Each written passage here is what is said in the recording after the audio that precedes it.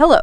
Welcome to the Learn English Lab. Today's English Listening Practice podcast is all about the ultimate guide to English C2 test preparation tips. So, this deep dive, well, it's really crafted for you, whether you're aiming for that absolute top level of English proficiency, maybe for a career boost, for academic goals, or maybe, just for the sheer satisfaction of mastering the language. Our mission today is pretty straightforward. We want to unpack what C2 really means. We'll try to demystify the exam itself and give you some solid, actionable strategies and resources for your preparation. There's something really magnetic about getting to C2. It's more than just being fluent. It's about having language skills that are, well, almost indistinguishable from a highly educated native speaker, showing this deep understanding and this amazing flexibility with English in pretty much any situation. It really does set you apart.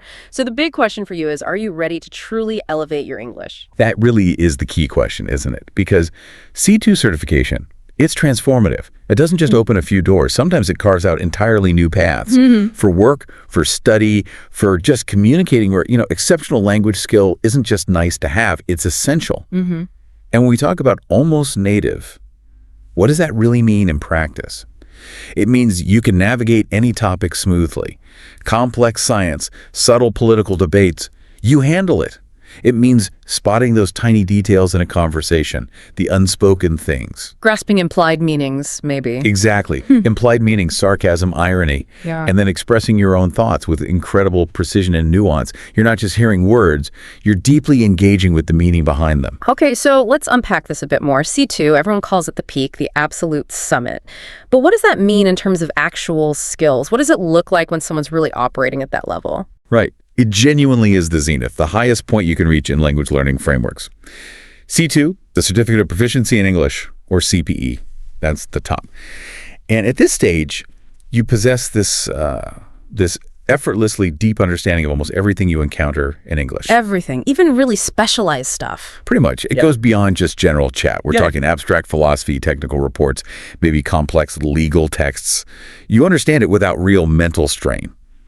And alongside that, your speaking isn't just fluent, it's natural, it's nuanced, it's incredibly accurate.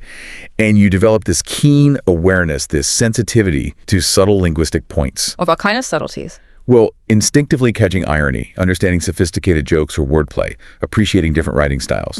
It's almost unconscious. The language feels like an extension of how you think. Wow. So the core characteristics, they're quite extensive.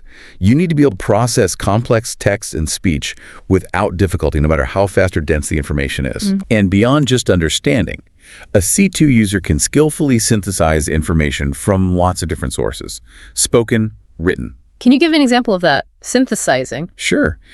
Imagine you need to analyze a complex policy debate. You've got news articles, academic papers, maybe some broadcast discussions. A C2 speaker could pull out the core arguments, reconcile different viewpoints, and then reconstruct it all into their own coherent presentation. Maybe even offering insightful critiques or counter-arguments. It's way beyond just summarizing. It's analysis, evaluation, and clear articulation. That paints a really clear picture. Now, many listeners might know the CEFR, the Common European Framework of Reference for Languages. How does C2 sit right at the top of that? What really makes it distinct from, say, C1, which is already very advanced? Good question. The CEFR is the international benchmark, and C2 is absolutely the apex. Achieving C2 means you can understand, essentially, everything you hear or read, period. Your self-expression is marked by effortless spontaneity, real fluency, and just an amazing degree of precision. And critically, that difference from C1 often lies in differentiating the very finest shades of meaning. Finer shades of meaning, like subtle differences between similar words. Exactly. Or understanding the impact of tone, register, even in really complex or sensitive situations. This allows communication that's not just accurate, but also, deeply aware and appropriate for the context. It helps avoid even tiny misunderstandings.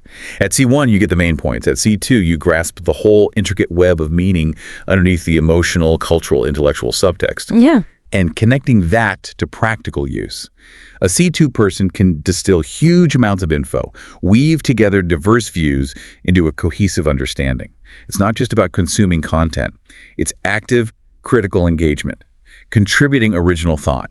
You can articulate your ideas with exceptional clarity, real persuasive power, showing not just knowledge, but this incredibly flexible command of English. Flexible in what way? Flexible in being able to instantly adjust your style, your register, even intonation, effortlessly. Whether you're in a serious academic debate, a tricky negotiation, or just a sophisticated chat, you have total control over how your message lands. So let's bring it back to the listener. What does all this mean for you? What's the real-world value of going for C2? The practical benefits are huge, really far-reaching. First, it's an incredibly powerful credential for careers needing advanced communication. Think international relations, high-level research, top-tier publishing, senior roles in global companies. Where nuanced communication is critical. Absolutely critical. Second, for academics, it's often not just preferred, but required for competitive international postgraduate programs. English is the medium for complex debate there. And then beyond the professional or academic, there's this immense personal growth, intellectual freedom. It signals you're ready for any environment where English is the main language. It shows linguistic skill, yes, but also rigor, persistence, commitment. And I imagine the confidence boost must be enormous. But reaching that kind of peak, it's not just a certificate. It's proof of your dedication, your mental agility, mastering such a key global language. Definitely. The confidence you get from knowing you can engage with almost anyone on any topic with sophistication and authenticity, it's genuinely life-changing. It opens up deeper cultural connections, much wider professional options, and this personal sense of linguistic freedom that, frankly, few people achieve. You become a truly global communicator. Okay, here's where things get really interesting, I think. It often surprises people, but some native English speakers actually find the C2 Proficiency exam pretty tough. You'd think, English is my first language, this should be easy, right? But apparently not always. What's going on there? That's a super common misconception, and it gets right to the core of what the C2 exam is really testing. The main reason is that the C2 exam evaluates way more than just everyday conversational English, the kind native speakers pick up naturally. It assesses your ability to use language in a very structured, very precise, highly analytical way. And often under time pressure. The pressure aspect. Exactly. It's not just about having a wide vocabulary or general fluency. It's about the precise application of advanced skills. Skills many native speakers might not consciously practice or even think about. They might use complex grammar intuitively, sure, but can they explain the rule? Or consistently avoid subtle errors under exam stress? Maybe not. So it's less about knowing English and more about performing with English. That's a great way to put it. It demands a high-level performance. It's a rigorous test. You have to articulate complex ideas effectively, stay coherent over long stretches, use specific, appropriate vocabulary, all while the clock is ticking in a formal setting. That performance pressure can be daunting for anyone, native speaker or not. It pushes you beyond casual chat into formal, academic, precise communication where every word, every structure matters. Like using formal language instead of everyday slang or contractions. Precisely. A native speaker might use informal phrasal verbs constantly, but in a C2 formal essay, that would be marked down. They need to demonstrate control over different registers. So it's not just having the language, it's like having a deep understanding of the language itself, like knowing the mechanics. That's a really good analogy. The test focuses hard on handling complex situations and showing nuanced understanding. It probes your ability to convey those finer shades of meaning we mentioned earlier. The tiny difference between imply and infer, perhaps, or the specific effect of using a complex grammatical structure like an inversion. Many native speakers use these things naturally, but they don't necessarily analyze why or how. Their language use is often intuitive, context-based. It might even include patterns that deviate from the prescriptive grammar. The C2 exam specifically tests. So they might not spot a tricky subject-verb agreement error in a long sentence. Potentially not under pressure, no. Whereas a C2 learner has likely been trained to look for exactly those kinds of structures and potential pitfalls. And then there's the huge factor of time management. The exam isn't just about getting the right answer eventually. It's about getting it efficiently and presenting it in the exact way the examiners expect. Right. Sticking to word counts, structuring answers correctly. Exactly. Understanding the specific demands of each part, synthesizing an argument within a strict word limit, or delivering a persuasive impromptu talk in the speaking test. These are specific, refined skills that require targeted practice and analytical thinking. They aren't necessarily natural, even if English is your first language. They're learned exam competencies. It really sounds like the C2 test kind of levels the playing field, demanding this universal standard of precise application. So it really boils down to preparation being crucial for absolutely everyone aiming for this. That's the definite takeaway. Specific, targeted practice is indispensable. absolutely vital for anyone who wants to excel in the C2 exam. Doesn't matter if English is your first language or your fifth, it's about honing those precise skills. Analytical skills, structural skills, expressive skills. The ones you might not use in casual chat, but are fundamental for high-level formal communication. It takes deliberate, systematic effort to understand the test's expectations and practice the sophisticated performance it demands.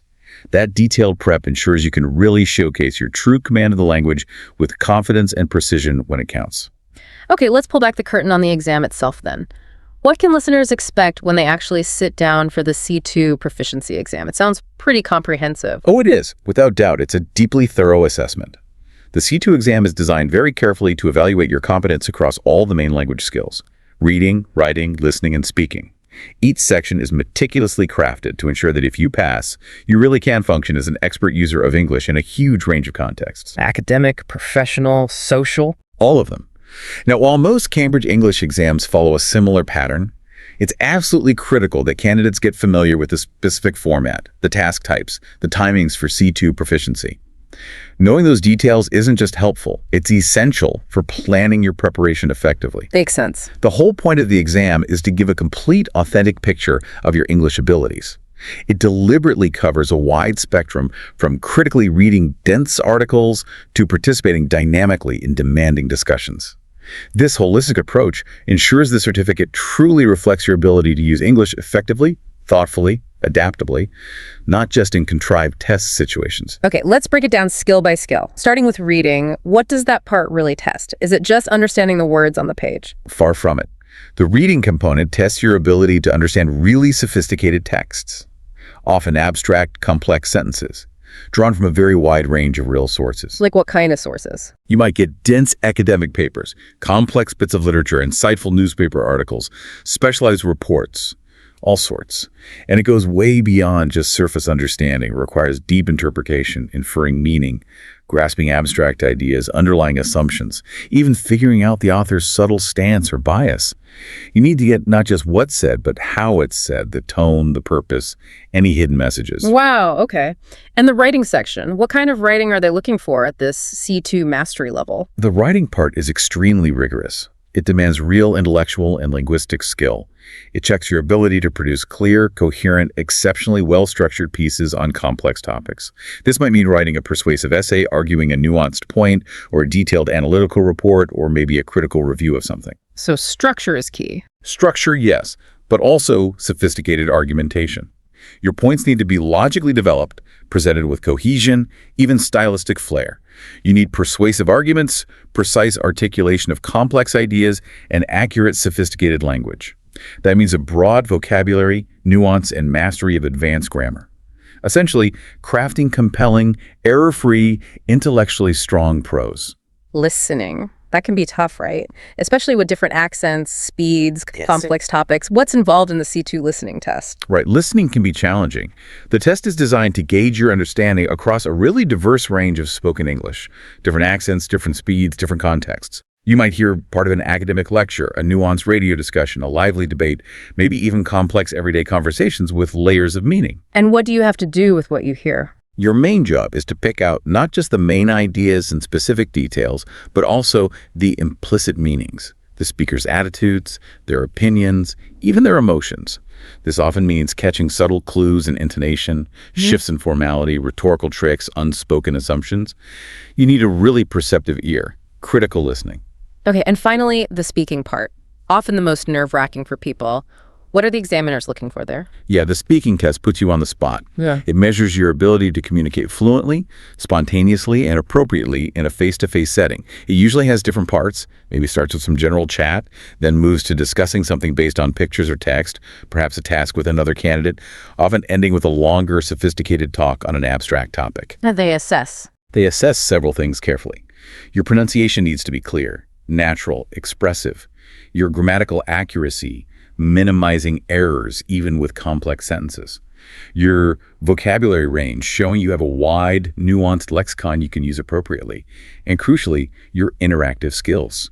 How well you respond to questions, contribute your own ideas, sustain arguments, negotiate meaning, all within a dynamic, high-level discussion about complex things. So it really is a complete picture, not just testing skills in isolation, but how they all work together. That's it, exactly. The C2 exam gives this comprehensive portrait of your proficiency. It shows you can use English effectively, strategically, sensitively, across all kinds of situations. It proves you're an expert, integrated user of the language.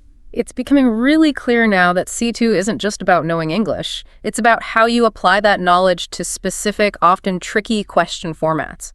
The exam really tests that application, doesn't it? That's an absolutely vital point. It really underpins the whole C2 exam philosophy. The exam uses a really diverse mix of question types. Each one is carefully designed to probe deep into your English knowledge and how you use it in practice, with nuance. These questions demand active, analytical thinking. They go way beyond just remembering facts or surface understanding. You're constantly processing dense information quickly, synthesizing ideas from different places, and constructing detailed, well-reasoned responses. So you need to be versatile. Absolutely. You need exceptional versatility in how you tackle different challenges, adapting your approach on the fly for each task. For instance, in the reading and use of English paper, you'll face tasks where you have to spot tiny differences in meaning between similar words, or complete complex grammar structures perfectly, or choose the single best word for a very specific, often abstract context. So not just knowing words, but knowing exactly how and when to use them. Precisely. Understanding connotation, collocation, register, it's deep knowledge. The writing tasks, as we said, need impeccable grammar and vocab, yes, but also that sophisticated structure to build compelling arguments. Similarly, listening and speaking often demand rapid processing, inferring subtext, and articulating complex thoughts clearly, fluently, often under pressure. Let's dive into some of those typical question formats. How does the exam check your advanced vocabulary and grammar specifically? Okay, you'll definitely see questions designed to target advanced vocab idioms, phrasal verbs, sophisticated word choices, and intricate grammar. These often look like multiple choice questions or complex gap fill exercises, where just one word can change the whole meaning or tone. Not simple choices, then? Definitely not. They're crafted to test your precise understanding and usage, making you differentiate between words that seem similar but aren't, or grammar structures that subtly shift, meaning like different conditional forms or complex inversions. You have to show a really deep command of both vocabulary and grammar, breadth, depth, and accuracy. Then there's the essay writing component. This requires you to develop clear, compelling arguments, back them up with solid reasons, and express complex ideas in a really well-organized, articulate way. It's more than just writing something readable. Oh, much more. It's about crafting persuasive, logical discourse. You need to structure your argument masterfully, use rhetorical devices effectively like concession or rebuttal, and maintain a consistent, sophisticated academic tone. Every sentence should count. Listening tasks. You'll hear recordings, conversations, talks often on abstract or academic topics, maybe with various accents. Then you answer questions designed to show deep comprehension, your ability to infer, grasp implied meaning, understand speakers' attitudes and opinions. It's about hearing between the lines. And finally, that crucial interactive speaking part, usually one-on-one with an examiner, maybe also a task with another candidate. This checks your fluency, your pronunciation clarity, but also your ability to engage in extended, sophisticated discussion. Expressing opinions clearly, speculating thoughtfully, negotiating meaning effectively. You need to sustain complex conversations, talk about abstract ideas clearly, and respond naturally and spontaneously. Wow, that's a lot to prepare for. Knowing all these formats, how can someone effectively prepare? What are the actionable steps? Great question and absolute key. Targeted, deliberate practice is everything. For reading, you need to regularly read complex English texts. Think high-level academic journals, serious literary works, detailed investigative reports. Don't just read passively. Actively look for the author's stance, subtle biases, track how arguments develop, synthesize information from different viewpoints. And then do something with it. Yes. Practice summarizing what you've read in your own sophisticated words, out loud or in writing. Force yourself to process and reconstruct the information at a high level. For speaking, make it a habit to discuss abstract or tricky topics. Practice expressing your nuanced ideas, defending your points, maybe challenging others respectfully. If you don't have a partner, talk to yourself in the mirror. Practice giving short talks on complex subjects, summarizing articles, debating issues internally. It feels odd, maybe, but it builds fluency and confidence in structuring thoughts aloud. Focus on using varied language and discourse markers. Okay, mirror practice. Got it. What about listening? For listening, consistently immerse yourself in challenging English audio. podcasts on academic subjects, complex news analysis, talks with diverse accents, and listen actively.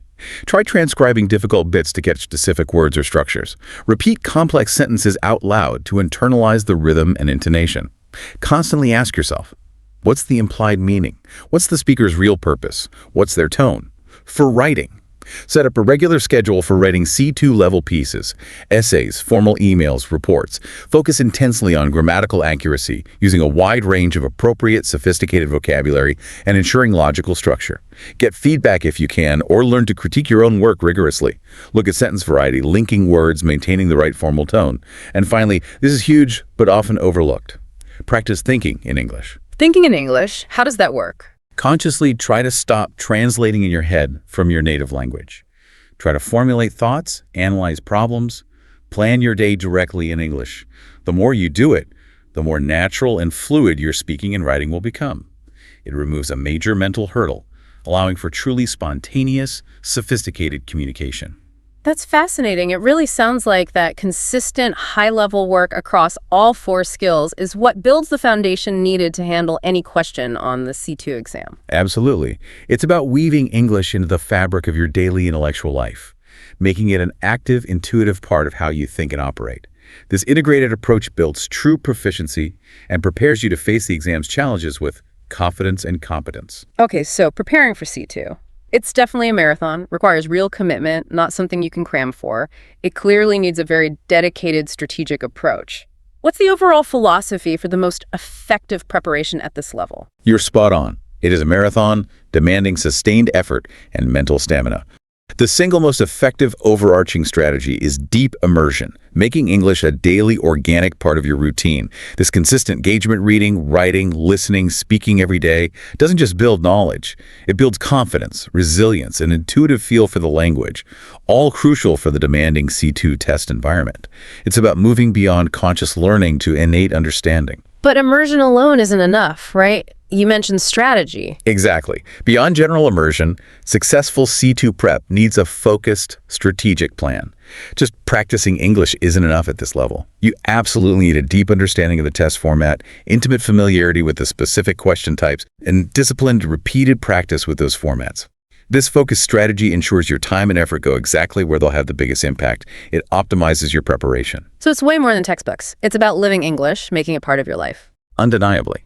The goal is for English to feel so natural, it's like an extension of your own thoughts. To get there, you should actively weave it into your professional and personal life.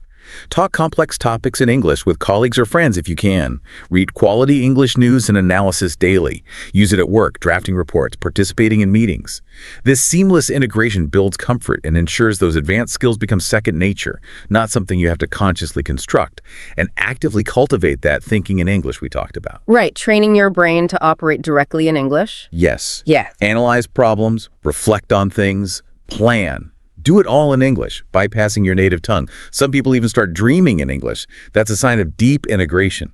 It fosters this natural fluency that feels effortless, allowing you to use the language with ease and sophistication. That makes total sense. Can you give us some more specific, really impactful strategies listeners could start using?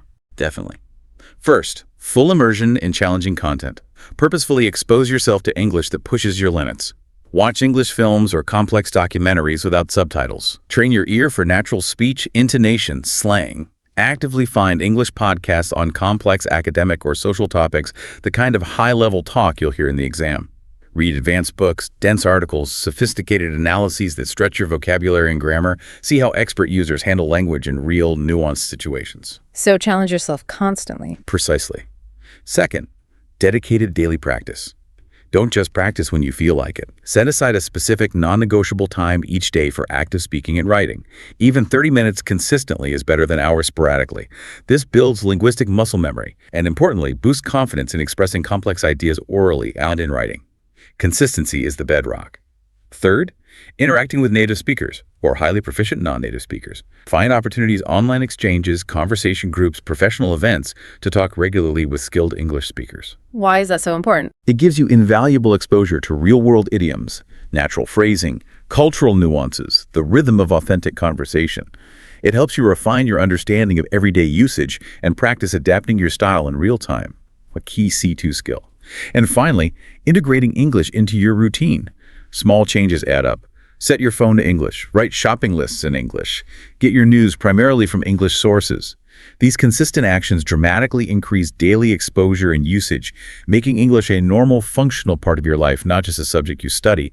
Combine these strategies, and you create a really powerful environment for C2 success. When someone's studying solo, working towards C2, how do they make sure they're covering everything? It seems easy to just focus on what you're good at, right? That's a very sharp observation and a real challenge for independent learners. It's absolutely critical to practice all 4 skills, rigorously reading, writing, listening, speaking, even on your own. The common pitfall is drifting toward your comfort zone, but it's crucial to consciously spend more time on the areas that feel weaker or less comfortable. This ensures a well-rounded, robust proficiency. It prevents an imbalance that could really hurt your overall C2 score. So a balanced approach is key. Absolutely. A strong study plan needs to meticulously cover every skill. Think of it like balancing your diet. You need all the food groups for overall health. This balanced approach prepares you for the integrated nature of the C2 exam, where skills support each other, but strengths in one area can't fully make up for weaknesses elsewhere. It assesses the whole profile. Okay, when it comes to study materials, what should learners really prioritize for the most authentic and effective C2 prep? Hands down, the #1 priority must be using official C2 level practice papers. These are invaluable. They provide the most authentic simulation of the actual test. Working with them gives you a precise first-hand feel for the exam format, the style of questions, the level of detail and sophistication needed in your answers. So you know exactly what to expect. Exactly. It familiarizes you with the rhythm, the demands, reduces exam day nerves, and helps you develop effective time management strategies. It's the closest you can get to the real thing beforehand. Beyond those essential practice tests, what are some key targeted exercises specifically for enhancing C2 level skills? What should listeners be doing regularly? Right, you need focused exercises. Firstly, advanced grammar drills are essential, not optional. You need C2 level exercises targeting complex sentence structures, nuanced verb tenses, especially perfect, and continuous forms as subjunctive, tricky conditionals, advanced inversions. This focused practice is vital for getting your accuracy to that near-native level needed for top scores in writing and speaking. It's about absolute precision, demonstrating mastery. Secondly, continuous strategic vocabulary expansion. Actively learn new words, focusing on advanced idioms, a wide range of phrasal verbs, and specialized academic terms. Not just memorizing lists, though. No, definitely not. A rich, nuanced vocabulary allows for more precise, sophisticated expression, a hallmark of C2. Learn words in context, understand their connotations, common collocations, the right situations to use them. Differentiate formal and informal. Know the subtle difference between ameliorate, alleviate, mitigate, for example. That's C2 level. Thirdly, embrace error analysis and correction. This is crucial. After any practice, a quiz, an essay, recording yourself speak meticulously review your mistakes. Understanding why something was wrong is incredibly powerful. It helps internalize the correct form and prevents repeating the same errors, critical self-reflection. And finally, timed practice is non-negotiable. Use a timer for all relevant practice sessions, especially reading and writing. This gets you used to the real exam pressure, helps you develop efficient strategies for working under time conditions, and manage your pace effectively. Identify where you're spending too much time. Consistently doing these targeted exercises builds a truly robust exam-ready skill set. It definitely sounds like there's a huge amount of study material out there. How does someone navigate all that to find the right resources? The ones that really match the C2 exam's demands? It must feel overwhelming. That's a very real concern. The sheer volume can seem daunting. But the good news is there are plenty of high-quality resources available online and in print, specifically designed for C2 prep. The key is to identify materials that are explicitly aligned with the official exam standards, and also, importantly, fit your own learning style. These resources aren't just for practice. They help clarify the test structure and the kinds of challenges to expect. Think of them as your roadmap. So they guide your learning. Exactly. Many credible platforms and institutions offer guidance. Often materials come from Cambridge English itself or other reputable educational bodies. They help you practice effectively, but also accurately assess where you are now, pinpointing areas needing more work before you commit to the official exam. Choosing the right resources saves time and focuses your efforts. Could you break down some recommended resource categories listeners should look for? Absolutely. First and foremost, as I mentioned, official practice materials. The official Cambridge English website should be your first stop. They offer authentic sample papers, past tests, absolutely essential for getting familiar with the real exam experience, question formats, linguistic demands. Practice with these guarantees you're preparing for the actual test. Second, consider free online assessment tools. Various websites like ABA English, for instance, often provide free C2 practice tests. These can be great for a preliminary check on your level, helping you identify broad areas for development without spending money initially. A useful baseline. What about more structured learning? Yes, for those who prefer more guidance, explore structured learning opportunities. Many reputable online schools offer comprehensive C2 courses. These usually have modules on exam techniques, vocabulary building, complex grammar, all tailored to C2. Or, if you prefer face-to-face, approved exam centers often run annual preparation courses with experienced teachers who know the exam inside out. And textbooks. Still relevant. Definitely. Don't overlook specialized textbooks. Investing in advanced grammar and vocabulary books specifically for C2 CPE learners is highly recommended. These provide targeted exercises and the kind of in-depth explanations needed for mastering high-level English nuances that general books might skim over. They're a crucial supplement to practice papers, building that deep knowledge base. Strategically combining these resources, official papers, online tools, structured courses if needed, and specialized textbooks creates a really robust and effective study plan. #outro. Well, we've really taken a deep dive today into the ultimate guide for English C2 test preparation. We've covered so much, from really understanding what C2 means to the specific challenges even for native speakers, and hopefully armed you with detailed strategies and resources to tackle this exam. Yes, just to recap, C2 success really needs that holistic strategic approach. It means a clear understanding of the C2 level itself, knowing the test format inside out, using effective study techniques consistently, continuously developing all 4 language skills, and using the right study tools wisely. That integrated strategy really sets you up for success. And maybe a final thought for you to consider. That C2 certificate, it's more than just paper. It's proof of your ability to handle complex ideas, engage deeply with the world in English, with a mastery that crosses borders and cultures. Just think for a moment, how could that level of linguistic command truly reshape your personal life, your intellectual world, and your professional future? The possibilities are quite profound. That's a really powerful thought to end on. Inspiring.